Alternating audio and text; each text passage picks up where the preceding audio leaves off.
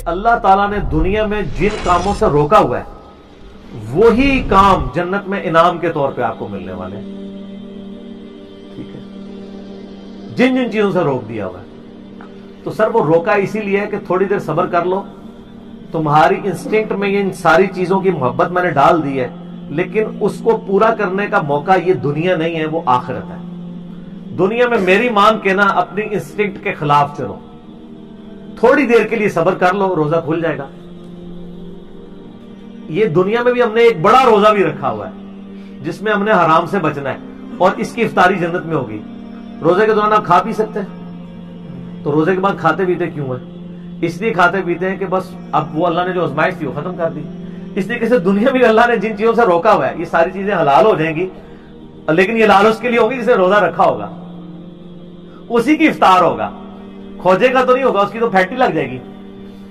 اسی میں کہتا ہوں دنیا آپ اللہ کی مرضی کی گزاریں, آخرت آپ کی مرضی کی ہوگی. اور اگر دنیا آپ نے اپنی مرضی کی گزاری پھر آخرت آپ کی مرضی کی نہیں ہوگی, پھر ولیعوذ باللہ تعالی اللہ کی مرضی کی ہوگی, جو اللہ کے وعدے ہیں اپنے پیغمبروں کے ذریعے کہ جو میرے نافرمان ہیں میں انہیں عذاب دوں گا. اللہم اجرنا من النار, اللہم اجرنا من النار, اللہم اجرنا من النار.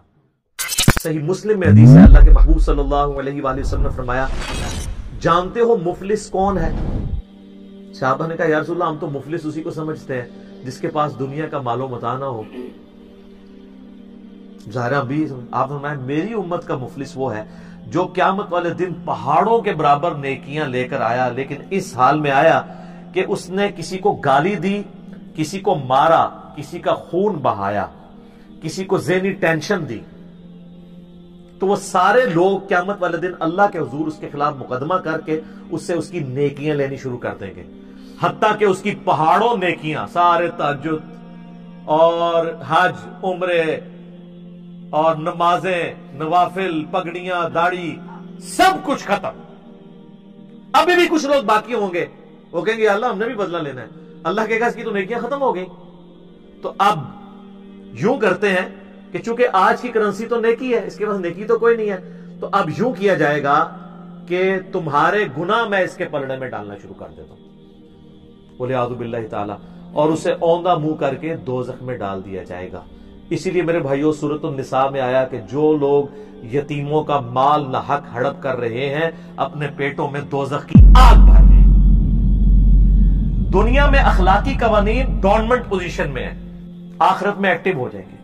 آپ دنیا میں اپنی زبان کے اوپر انگارہ رکھیں, زبان جل جائے گی, لیکن حرام کا مال رکھیں نہیں جلے گی. لیکن یہ حرام کا مال جب آخرت میں جب آپ پہنچیں گے نا یہ انگارہ بن چکا ہوگا. دنیا میں مورل لاز ایکٹیو نہیں ہے, آخرت میں مورل لاز ایکٹیو ہو جائیں گے.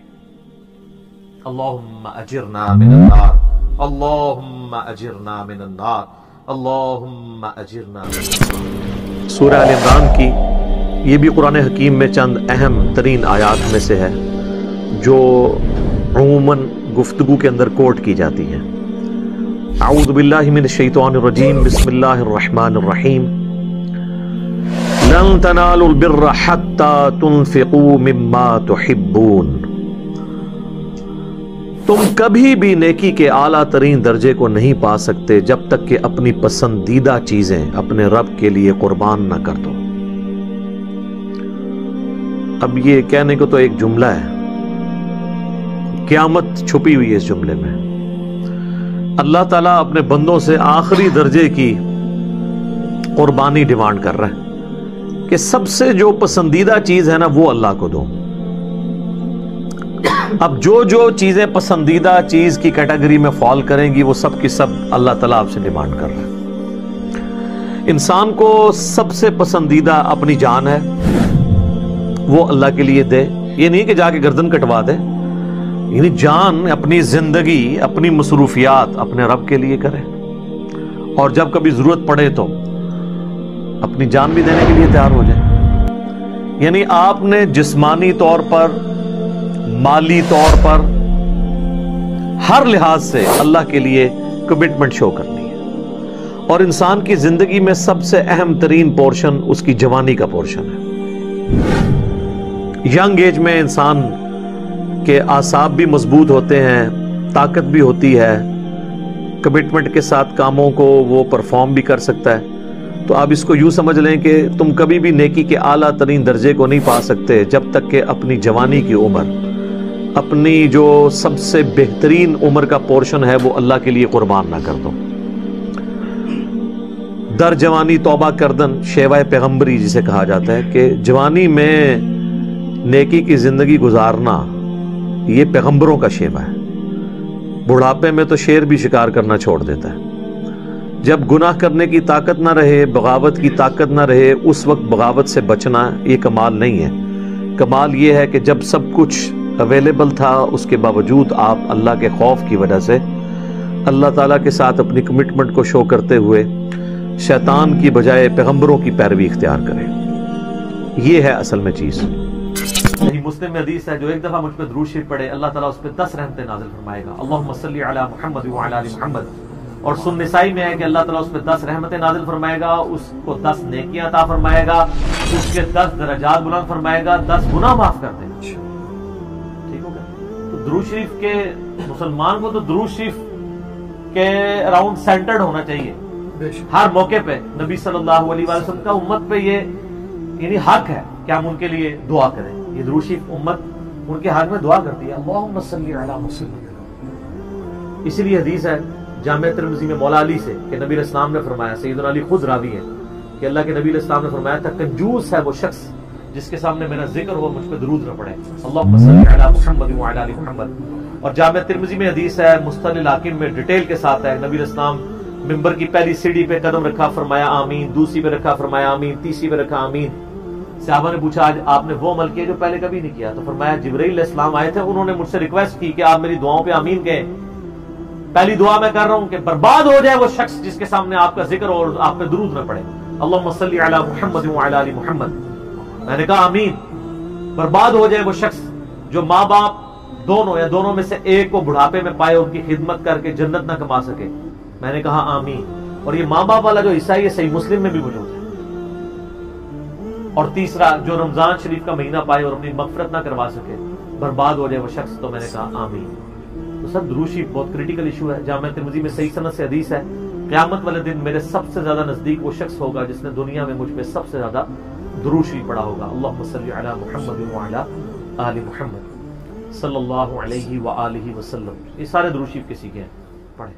مولانا اسحاق کا ایک جملہ سونے کے قلم سے اور سونے کے پانی سے لکھنے کے یعنی قابل ہے. انہوں نے کہا تھا بتاؤ خلفائے راشدین نے کون سی اپنی جدادیں منائی ہیں، اپنے بچوں کے لیے کیا چھوڑ کے وہ مرے ہیں کہ تم کہو کہ انہیں لالچ تھی. پوری زندگی چٹائی پہ حضرت عمر سوتے رہے مسجد کے اندر، اپنے بچے کو خلیفہ نہیں نامزد کیا. لوگوں نے اعلیٰ کے مشورے دیے ہیں، حضرت ابو بکر نے اپنے بچوں کو خلیفہ نامزد نہیں کیا. پوری زندگی کس برسی میں ایک اسلام کے غالب ہونے تک ساری تکلیفیں اللہ سے اٹھائیں. جب اس کا فروٹ کھانے کا وقت آیا ہے اس وقت بھی جنگوں کی مصیبت کاٹ رہے ہیں. بوڑھے وقت میں تو انسان آرام کرتا ہے. 2.25 سال حضرت ابو بکر کی ایک رات بھی سکون سے گزری ہے. کتنے معاذوں میں جنگ کھولی ہے. منکرین زکات، مسیلمہ کذاب، پرشین امپائر اور ایون رومن امپائر کے لیے بھی آپ نے اپنے وہ جب حضرت بلال نہیں ان کو روک رہے تھے حضرت بلال کو بھی بھیجنا پڑا. حضرت عمر کی پوری زندگی جنگوں سے عبارت ہے. پھر اپنی اولاد کے لیے کیا چھوڑ کے مرے. زیادہ زیادہ خلیفہ بنا جاتے ہیں نا. جنہوں نے خلیفہ بنایا بنو امیہ نے وہ نظر آ رہا ہے دنیا کے لیے سب کچھ کیا. جنہوں نے اللہ کے لیے کیا انہوں نے تو اپنی اولاد کو کچھ نہیں دیا. اولاد تو ان کی اسی طرح ہی رہی ہے. محمد بن ابی بکر کو بنو امیہ نے قتل کیا، عبد الرحمن بن ابی بکر کو بنو امیہ نے قتل کیا. ویسے تو کہتے ہیں جی حضرت ابو بکر کی جو اولاد سے ہیں امام جعفر. ٹھیک ہے تو یہ بتاؤ نا امام جعفر حضرت ابو بکر کی اس اولاد سے ہیں کہ جس اولاد کو بنو امیہ نے قتل کروایا محمد بن ابی بکر. اگلی گل نہیں دستے، ادھی گل دستے نے. اس کو تو آپ درست ہی نہیں سمجھتے. یعنی اس سے مراد میں ناسبیوں کو کہہ رہا ہوں. اور ہمیں دوز لگاتے ہیں جی جو ائمہ تھے اہل بیت کے وہ تو حضرت بکر کی اولاد میں. کیڑی اولاد؟ وہ اولاد جی پرورش مولا علی نے کی تھی محمد بن بکر کی. جو جنگ جمل میں حضرت عائشہ کو سمجھاتے تھے. اور جب حضرت عائشہ کا اونٹ گرا اس مومن بن ابی بکر کے ساتھ حضرت علی نے حضرت عائشہ کو احترام کے ساتھ گھر روانہ کیا, جو مسند احمد میں حدیث ہے کہ ایک وقت آئے گا تیرا عائشہ سے جھگڑا ہوگا. حضرت علی نے کہا میں بڑا بدبخت ہوں گا, تو فرمایا تم نے ایسا کرنا ہے عائشہ کو اس کے گھر تک پہنچا دینا, اور پہنچایا. تو یہ چھوڑ دیں, مقدمے میں کبھی بھی کوئی جیت نہیں سکتا. پک اینڈ چوز آپ کریں گے تو وہ فٹ ہی نہیں بیٹھے گا. یہ اسی طرح ان کو تو چھوڑ دیں, تو بڑی ہستیاں تھیں. میں اپنے بارے میں دیکھتا ہوں کہ میرے بارے میں بلیم لگا رہے ہیں کہ جناب یہود و نصارہ سے فنڈنگ آ رہی ہے. آپ کیا سمجھتے ہیں یہ جب بکواس کر رہے ہوتے ہیں تو اس سے میرے کوئی ارادہ متزلزل ہوتا ہے؟ میرے تو ایمان میں اور اضافہ ہوتا ہے کہ یا اللہ میں واقعی ٹھیک ہوں, مجھے تو پتا ہے مجھے فنڈنگ نہیں آ رہی, ٹھیک ہے, تو میں تو اور پکا ہو جاتا ہوں نا. اس کے جھوٹے الزام لگانے سے کیا سمجھتے ہیں یہ کہ مجھے پیچھے کر لیں گے؟ میں تو اور چڑھ کے آؤں گا. انہوں نے ٹرینڈ چلایا, میں لا کے ہاتھ چپڑا چڑی. انہیں اس وقت انہوں روندے ہون گے کہ ایسی ٹرینڈ کیوں چلایا, اور ٹرینڈ بھی خیر ان کے اوپر الٹ گیا. اس ٹرینڈ میں تو سارے میکسیمم کمنٹس ہمارے حق میں تھے, ان کے حق میں تو بہت تھوڑے کمنٹس تھے. یہ چیز دیکھیں, پک اینڈ چوز نہ کریں, مقدمے کو دیکھیں. صلو علی محمد وآل محمد, اللہم صلی علی محمد وعلی آل محمد واصحاب محمد وازواج محمد وامت محمد اجمعین الی یوم الدین. ٹھیک ہے جی, وما علینا الا البلاغ المبین. جزاکم اللہ خیرا.